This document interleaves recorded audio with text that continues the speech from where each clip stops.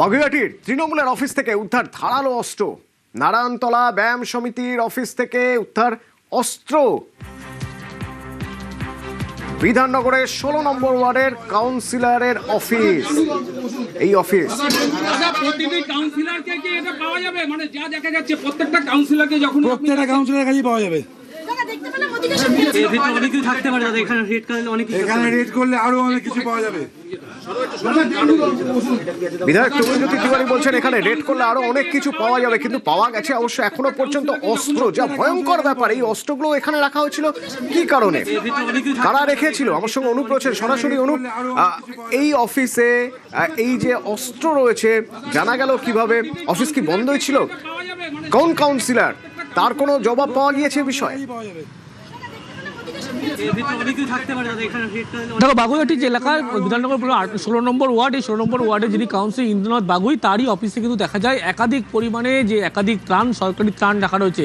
এবং তার যে অফিস, সেই অফিসের সেই যে নারায়ণপুর এলাকার যে নারায়ণতলা এলাকার যে ব্যায়াম সমিতি ক্লাব, সেই ক্লাবের মধ্যেই এই বিপুল পরিমাণ কিন্তু অস্ত্র রাখা ছিল। এই অস্ত্রগুলো কী কারণে রাখা ছিল এই নিয়ে কিন্তু প্রশ্ন উঠছে।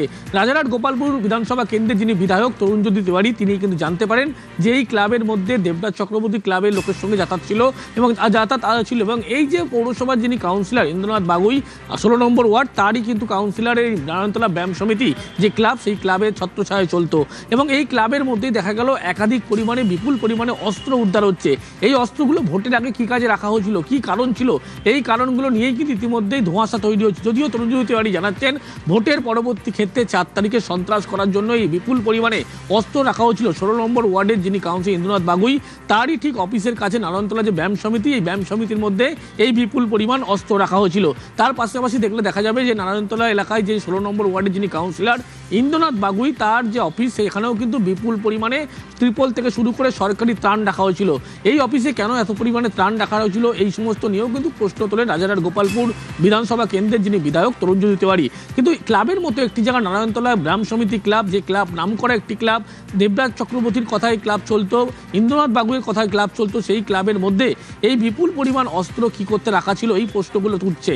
এবং যেটি তরুণজ্যোতি তিওয়ারি জানাচ্ছেন যে ভোটের পরবর্তী ক্ষেত্রে 4 তারিখে গন্ডগোল পাকানোর জন্যই এই বিপুল পরিমাণে অস্ত্র রাখা হয়েছিল। যদিও গোটা ঘটনা অস্ত্র পাওয়ার পরে বাগুইআটি থানা পুলিশকে খবর দেওয়া হয়েছে। পুলিশের পক্ষ থেকে ইতিমধ্যে দুজনকে আটকও করা হয়েছে। গোটা বিষয় পুলিশের পক্ষ থেকে এই মুহূর্তে খতিয়ে দেখা হচ্ছে। ক্লাবে পাওয়া যাচ্ছে অস্ত্র আর পার্টি অফিসে পাওয়া যাচ্ছে ত্রাণ। এখানে রেড করলে আরো অনেক কিছু ওয়ার্ড অফিসে যেতেন,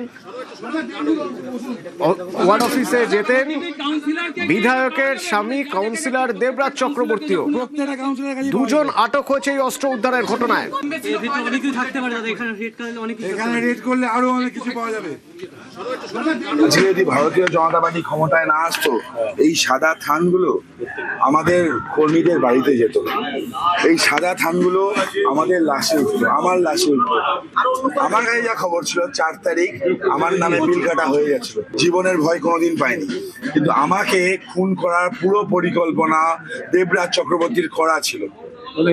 এবং এই ওভারঅল সিচুয়েশন আপনারা দেখছেন, সরকারি ত্রিপল পাওয়া যাচ্ছে, জামা কাপড় পাওয়া যাচ্ছে, কয়েক লক্ষ টাকা স্টকটা দেখুন একবার।